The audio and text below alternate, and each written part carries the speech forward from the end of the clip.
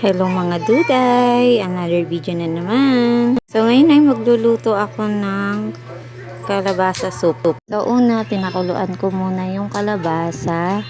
Tapos dinurog-durog ko siya. Tapos nagisa na ako ng bawang sibuyas, kamatis. Tsaka nilagay ko na yung binlend kong kalabasa.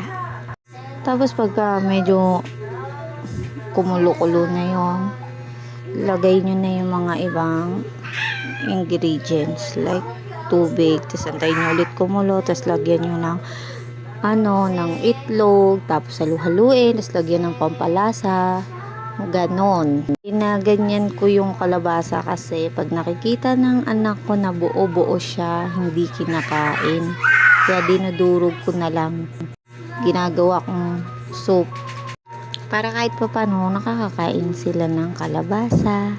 Dapat lalagyan ko to ng malunggay, kaso nakalimutan kong humingi sa kapitbahay, nahiya kasi ako. So yun lang naman for today's video. Bye!